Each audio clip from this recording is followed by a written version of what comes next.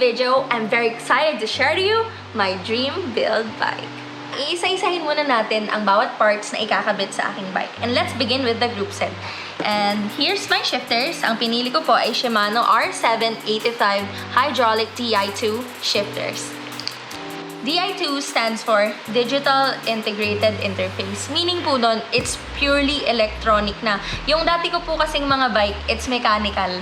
Ang hirap talaga niyang i-shift, guys. Kung may number one reason why I opted for Di2, it's because of the convenience. It's only in a click of a button, nakakapag-shift ka na. So that's shift up and shift down. See? Ang ano nga lang nito, kailangan mo siyang i-charge. Sabi nila, it will take 3 months for it para malobat. As you can see, guys, nung binili ko kasi itong shifters, meron na siyang kasamang calipers, which is a post-mount caliper. Hindi siya compatible sa aking frame. So, I had to buy another set, which is the Shimano Ultegra R8070, and flat mount na siya. Very, very compatible with the frame that I have chosen, and this is for hydraulic disc brakes. Bakit nga ba ako nag-disc brakes? So, I've experienced both. Nag-rim brakes na ako noon, may isa kong bike, and then I also have another disc brakes. And, you know, I had an experience once coming down from Baguio City. Ang hirap talaga kasi yung mga kasama ko naka-rim brakes and dumudula siya. Hindi ko makapit. Umulan nun talaga, as in, ang lakas ng ulan, foggy, pababa kami. Tapos sila, hirap na hirap. And fortunately, that time, ang ginamit kong bike yung disc brakes ko. So I had no problems going down during that rainy season. Disc brakes works better for me. Also, this time, it's hydraulic. Hindi na siya mahirap ipreno. It's a huge upgrade for me kasi, you know, pag nagde-descent ka, kailangan talaga, di ba, nakakapit ka sa preno. So, this time, we're going for hydraulic, guys. So, next, let's proceed sa aking rotor. So, here, I have chosen the Dura Ace. Careful tayo, guys, kasi kapag nahawakan natin yan, yung oil-oil ng mga kamay natin, baka makontaminate, di na siya magiging mas effective. So, here, we have the Dura Ace RT900. Ito, it's the ICE technology, Frieza technology. So, that means, ang difference lang naman niya, ito, may cooling power siya. So, every time you go for long descents, it's gonna be fine, it's gonna work fine, it will cool faster than the normal one. So, this is 160mm para sa harapan, and this is 140mm para sa likuran. And honestly, guys, nakita ko kasi na setup to ng mga pros, kaya ganito na din ako, guys. Sabi nila kasi mas ano daw yung braking power kapag mas malaki yung rotor sa harapan. So now we're gonna proceed with the front derailleur. So we have here Shimano Ultegra R8050 Di2. Ang pinakagustong-gusto ko dito nung napanood ko siya sa YouTube, guys, and yung tunog niya parang zzz, zzz, ganun, para siyang robot, ganun. And I really was attracted to that kasi I thought, okay, let's go for this kasi para siyang futuristic. So at least I can taste the future with this front derailleur. And ito nga yung partner niya sa likod, the rear derailleur. It's also a Shimano Ultegra R8050. And yun, it's a pair. And as a small upgrade of my rear derailleur, we have here the Ceramic Speed OSPW, which means oversized pulley wheels. Oversized, as its name says. So, ito po yung malit dito. Papalitan natin yan into this one. So, this saves 2 watts of power. Lalo na kapag paahon, malaking bagay yun. And also, bling-bling nga daw ito. And I've seen this many times again sa mga pros na I watch sa mga races. They have this. And I said, okay, try naman natin yan. Let's go for the Ceramic Speed OSPW. Para sa aking cassette, we have here the Shimano Ultegra with the gear ratio of 11:34. 11 as the smallest and 34 as the biggest. So I opted for the setup kasi, you know, in La Union, we have really, really, really awesome and brutal climbs. You can check out Bike Nga Road's page. Bike Nga Road po, you can check that out on YouTube now. And you can see, guys, totoong sinasabi ko, 30% at may get mga gradients dito sa amin. So, ito nga, I think it's very convenient for me to have this gear ratio. It's a very wide gear ratio. And para naman sa aking chain, I have chosen the KMC X11EL. Bakit nga ba siya EL? Because it's extra light, made of hollow plates. So, the only difference is that mas magaan po siya kaysa sa normal, and it's color black. Yung dati kong bike, I had an oil slick chain. So, black naman para maiba. So next, we're going for the crankset. This one is very special because it's the Spirit Rotor na may kasama siyang power meter. Ito siya ho, yung spider-based power meter, ito siya. So, ano nga ba ang power meter? Power meter basically measures your power sa bawat padjak in watts. So, gaano ka kalakas sumipa.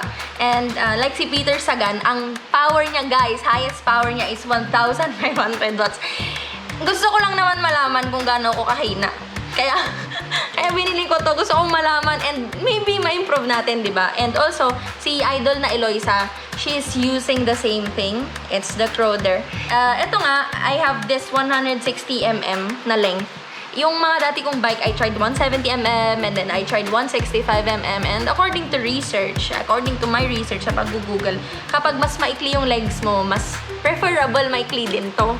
So, mas malakas yung power na pwede mong i-produce with that kind of length. And for my chainring, we have here the Pro Wheel chainring, which is itong big ring ko, it's 50p.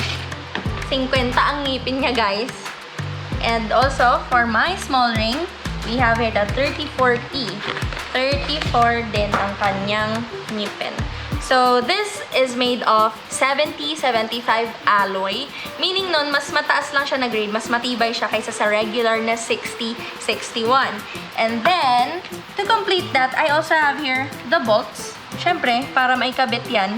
It's very cute. The color is really nice. Oil slick. And andito din yung bottom bracket, which is a Shimano Ultegra. And that's to complete my crankset. And right here, we have the Di2 accessories. We have the different electronic wires. Iba-iba yung length niyan. Kasi nga, purely electronic na. Andito din naman yung charger, which is a very cute charger. And then we have the battery. And then we have here the junction box. Ito pala yun.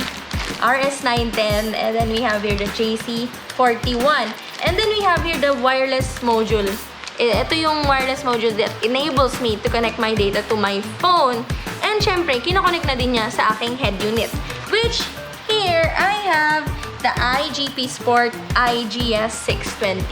Dati kasi, ang dati kong head unit is a SOS, which most of us uses. And compared to SOS, this has so many features. And nandyan na yung navigation, andyan na yung notification, pwede kong i-connect sa phone pag may nag-text, it will pop up.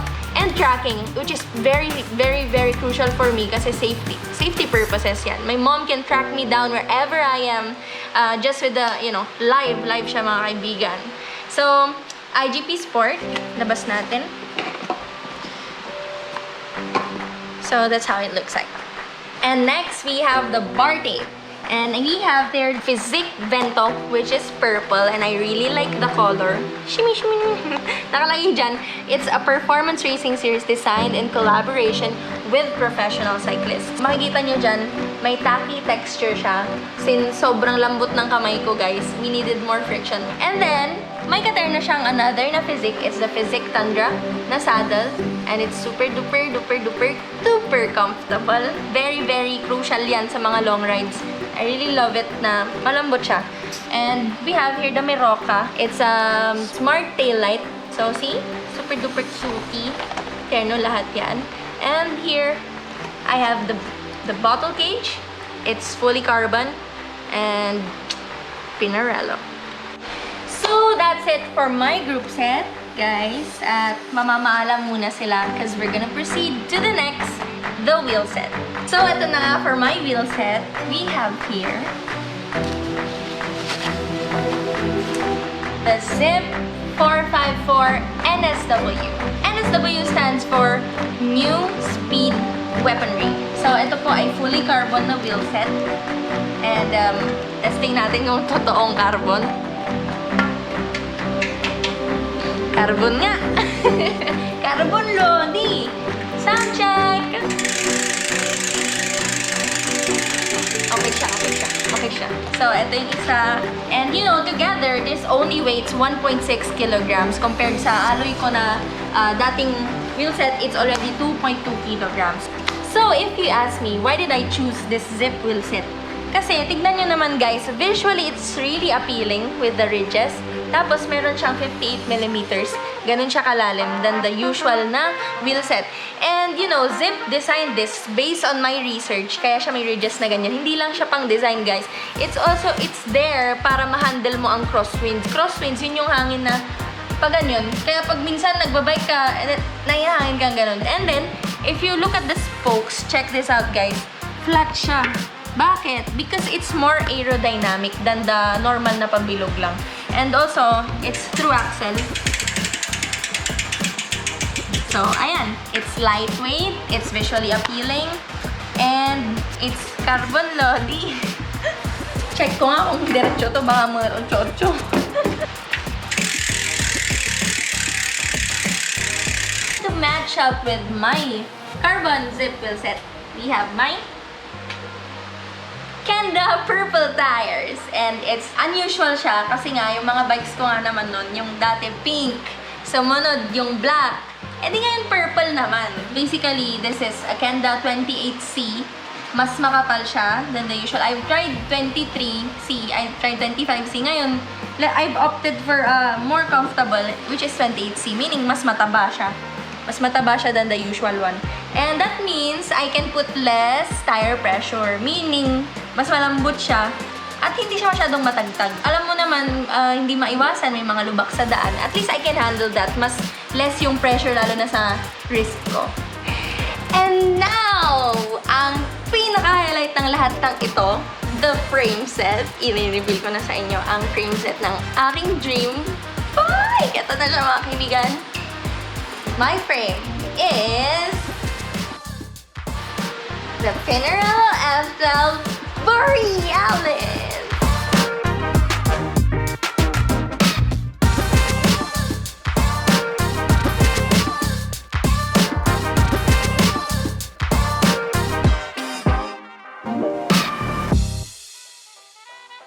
The size of my frame is 42 centimeters. At yun yung pinakamaliit na size na ino-offer ng Pinarello. It's perfectly fit for ladies and short people like me. If you can also notice, it has an integrated stem and bar na nagme-measure yung stem is 90 millimeters. Tapos yung width naman ng bar is 400 millimeters. So also here you can see, dito na yung attachment ng flat na calipers for the disc brakes. Ganon din yung nasa likuran. Also, threaded itong BB niya or the bottom bracket. Kasi yung dati kong bike, it was only press fit. Press fit yung ano niya, yung bottom brackets niya noon. Ang issue ko dun noon, tumutunog. There are creaking sounds every time I ride it nung tumagal-tagal na siya. So, I am expecting na wala yun dito. And also, integrated lahat ng cables nito. It's hidden. Pag nabuo to, wala kang makikita na cable na nasa labas. It's all naka-integrated sa loob. And why Pinarello? Why? Aside from all those reasons, check out the visual. Man, look at the curves. Look at how it was manufactured. Look at sa bawat angle there are curves na makikita mo. And I think ito yung parang Lamborghini sa cycling world. That's how I look at it. So I'm so excited to finally build this, and I think we will be doing that in the next video.